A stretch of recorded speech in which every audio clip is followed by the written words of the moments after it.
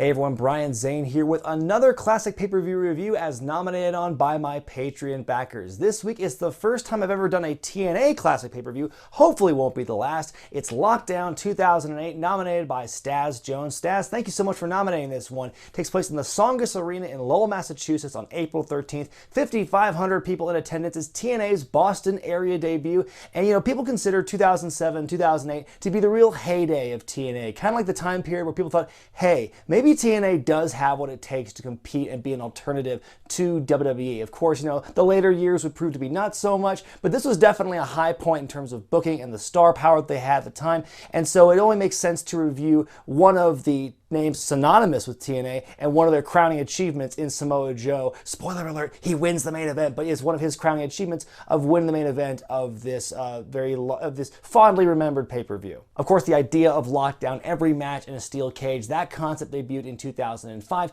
This was basically one of Dusty Rhodes' biggest contributions to TNA when he was the booker at the time. Let me tell you something, Daddy, every match is going to be in a steel cage, if you will. The idea of every match being in a steel cage on paper sounds excessive, sounds almost borderline boring, but what I saw in this show is they did just enough to the rules of like every match that it wasn't so formulaic. Nothing was the same in this show. A lot of multi-person matches. You know, some matches used the cage to their advantage, some didn't, but really nothing, you know, the cage added a lot to some matches, not a lot to others. I'm kind of rambling here. Let's just get right on with the show. The show begins with a very dramatic promo package told from the perspective of the steel cage. Here I stand tall and erect. I am the harbinger of hell, the devourer of dreams. In nomine Padre, et Filii, et Spiritus Sanctus. God have mercy on their souls. May God have mercy on their souls. I actually really liked this promo package, to be honest. It was a little over the top in its imagery and its language, very over the top, bordering on biblical,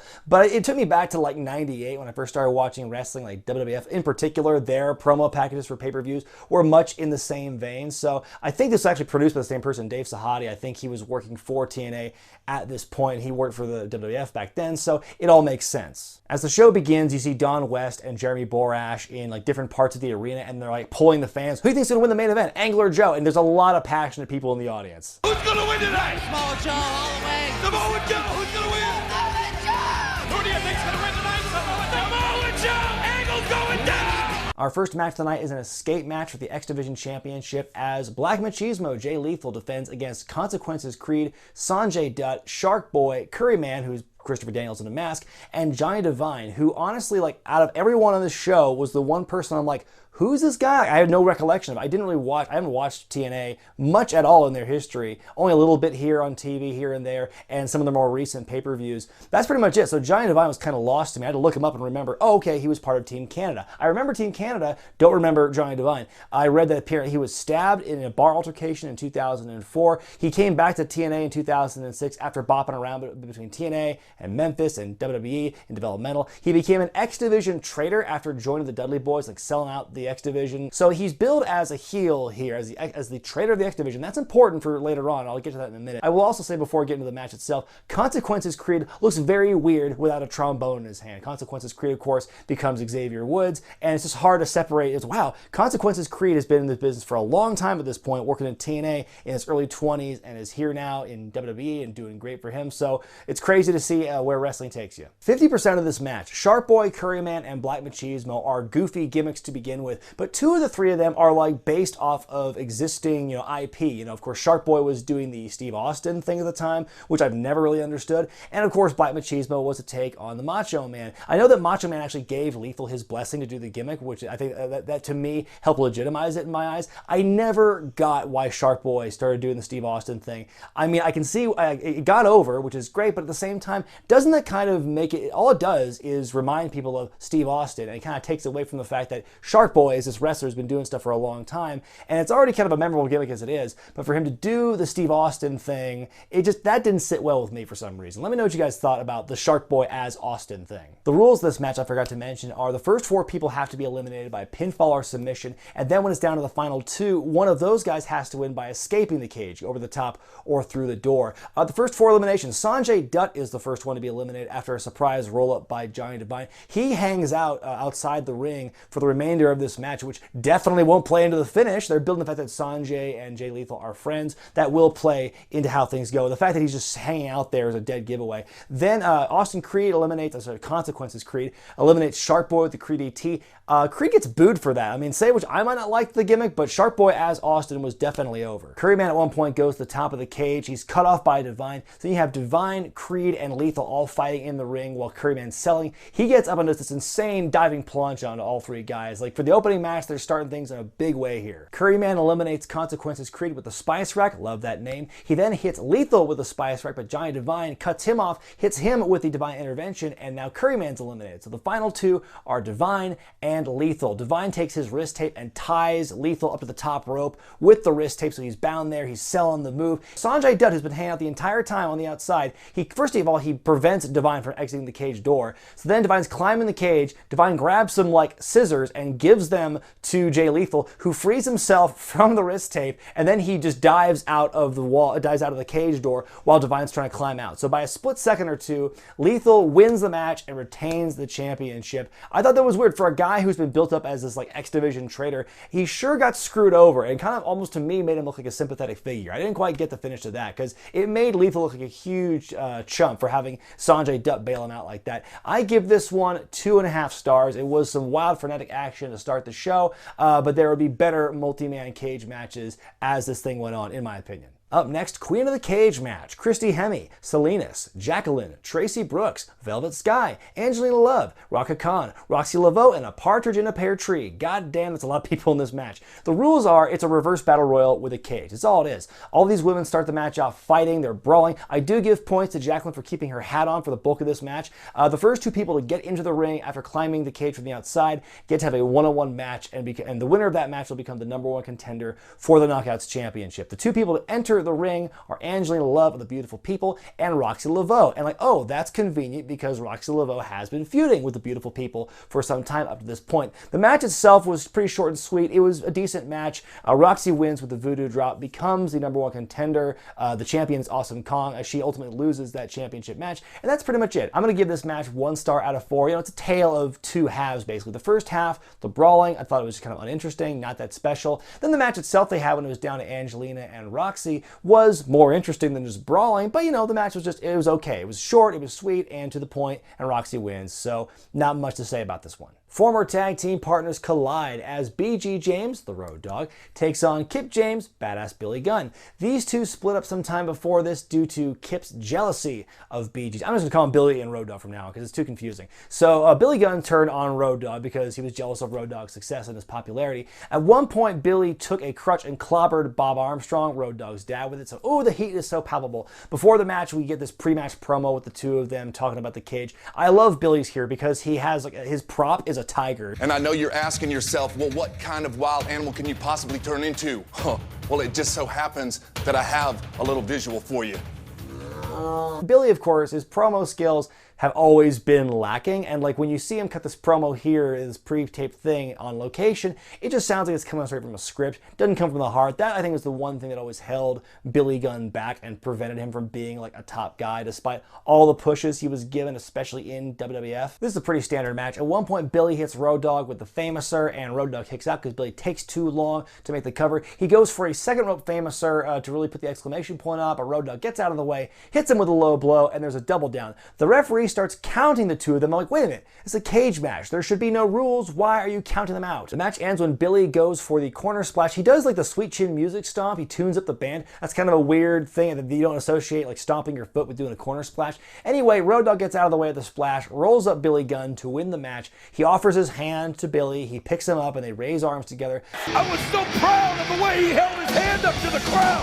I was so enamored with it. He was enamored, he says, over the joy he was feeling over this temporary reunion of Road Dogg and Billy Gunn. I'm going to give this match 2 stars. It was a decent match for what it was. By far not the worst, but it was just kind of there. We cut backstage to the TNA champion Kurt Angle cutting a very intense, steely-eyed, perhaps glassy-eyed promo, and he does a very good job putting over Samoa Joe as like his biggest and toughest competition to date. I started watching TNA, and I saw a man, Samoa Joe. There was an intensity about him that I only saw in one other place, and that was in the mirror.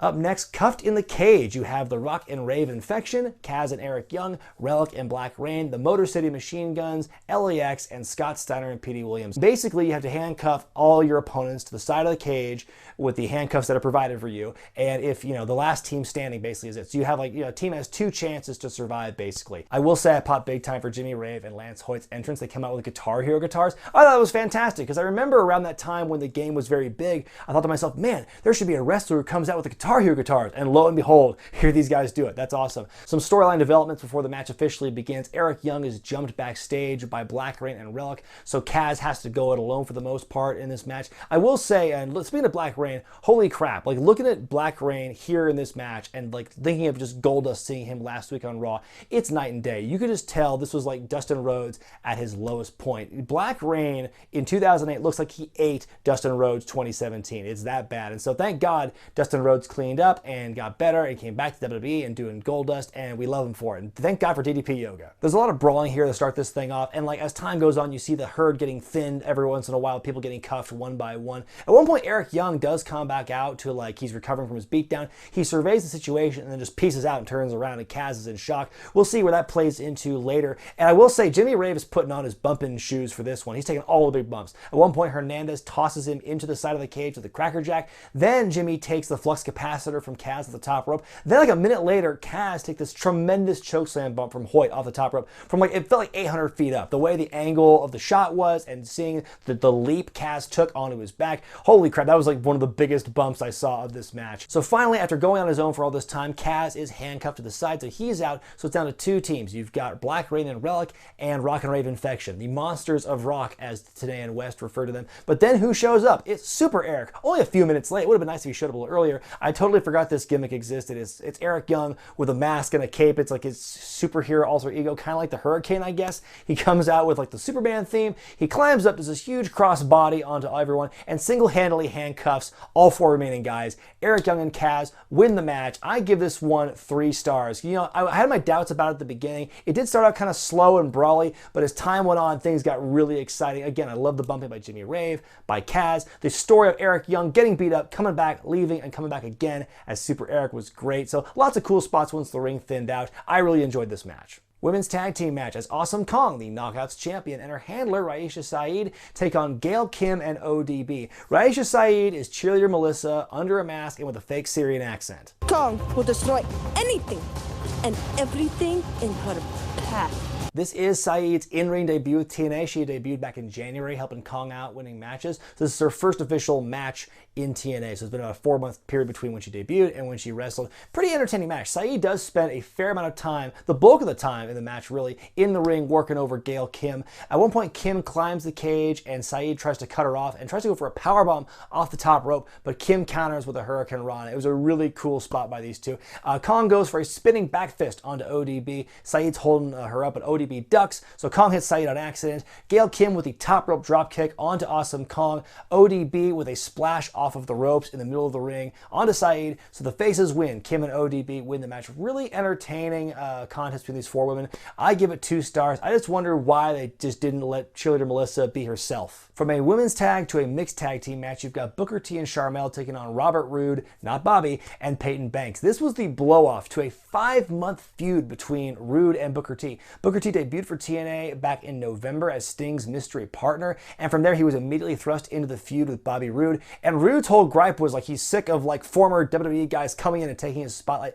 Isn't this exactly what Dolph Ziggler is doing right now? Kind of being that stepping stone. He's the one who's fighting the NXT guys as they come in. That's what Bobby Roode was doing in TNA for WWE guys, and now they're fighting this Sunday at Hell in a Cell. Crazy how things come full circle. The feud got very personal a few months before this when Roode punched Sharmell in the mouth after a match. It was meant to be a working punch, but Sharmell actually legitimately got her jaw injured, got dislocated after the punch. She was taken off of television for a little bit. So again, this is the blow off here. The match is 98% Roode and Booker working the match, while the ladies, Banks and Sharmell, look on. Finally, Sharmell tags herself in and starts slapping Roode around. Roode stops her, and then Peyton Banks gets tagged. She tags herself in. So Roode's holding up Sharmell, and then Peyton is just kind of selling with her. She's milking it. She's milking it to Booker T and the crowd and everything. Well, this goes on. Sharmell kicks Bobby Roode and escapes.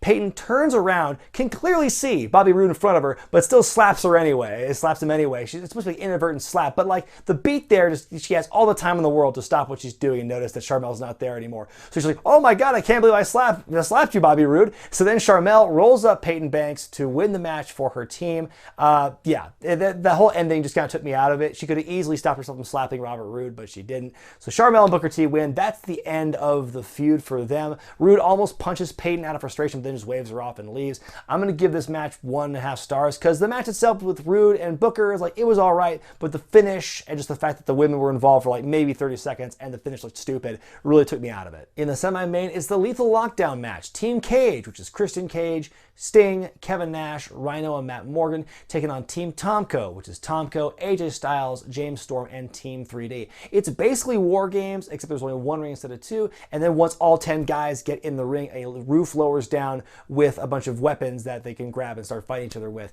Cage comes out first for his team, Tomko comes out first, and then you think that he's going to be fighting Cage to start things off, but no, AJ Styles kind of like materializes in the ring and hits Cage from behind with a forearm, so it's those two to start things off. The heel team, Team Tomko, they won the coin toss before the match, so the heels are coming out first as people are coming down, so it's always the numbers advantage goes to Team Tomko. Just before Kevin Nash comes out for Team Cage, Christian and Styles are fighting on the top of the cage. Brother Ray knocks Cage off and just takes this huge spill onto the floor from like a long height up. It was pretty scary. Christian would come back a few minutes later and do this big cross body onto a bunch of the guys, so it was really cool to see Christian fall and then come back up with this big spot, this triumphant return into the cage. The roof lowers, everybody grabs weapons, and James Storm and Christian immediately go up to the roof and do some fighting there. Tomko hits Nash and Morgan in the head with the chair. Nash puts his hands over the chair shut, but Morgan, like an idiot, just leans forward and juts his head out to take it. It does not look good, and it also looks like he's just like, here, hit me with the chair, come on. It was just not a good look. On a side note, unrelated to this, I never really understood the appeal of Matt Morgan. Like Jim Cornette, when he was there in TNA, he was building Matt Morgan up as, no pun intended, like the next big thing. Like he was supposed to be like the next big breakout star in wrestling, and I just never saw his appeal. I didn't really care for his look. He just kind of looked, I don't know, his style, it never really resonated with me. I didn't like him in WWE, didn't like him in TNA when I saw him. So I don't know, maybe I'm alone here. What did you guys think of Matt Morgan, the Matt Morgan experiment, the blueprint, if you will, in TNA? Let me know what you guys think in the comments section. Christian is setting up a table on the roof, and everyone is down at this point in the ring except for Styles, Christian, and Storm. Styles is setting up a ladder on the roof. Styles and Christian are fighting on top of the ladder. James Storm pushes the ladder over, and Christian and Styles fall through the table in kind of an ugly fall. It did not look good for either guy. That was a wild brawl. It got wilder once the cage lowered and everyone was fighting. I'm going to give this one 3 stars. It was just the stuff you saw with Christian and Styles in particular, the spots they were doing. Those two were carrying the load for the crazy high spots in this match. I mean, I haven't watched any other Lethal Lockdown matches in the history of the match style, so I can't really compare, like, is this the best Lethal Lockdown match in history? I don't know. I want to watch other Lethal Lockdown matches to get a feel for that, but I really enjoyed this one. Main event time, the TNA World Championship match as Kurt Angle defends against Samoa Joe. These two have fought 4 times before. This is their 5th meeting since 2006 when Kurt debuted for TNA. Angle has won 3 out of 4 of those encounters, and Samoa Joe said if he loses this match at Lockdown, he will retire from wrestling. I cannot bear to think of what wrestling would be like without that Elvis hair in the ring anymore. Kurt and Joe have both been doing a lot of MMA training for this, and Angle has taken that to like the next level. He's like in the MMA getup. He doesn't have the singlet on this time. He's got like the MMA shorts and the taped up ankles and the taped up wrists. The whole story here is Kurt is like laser focused. He wants so badly to make Samoa Joe retire and to make him tap out. He will do anything. He will remove any and all distractions, including that of his own wife, Karen Angle. This is before they had divorced and Karen became Karen Jarrett.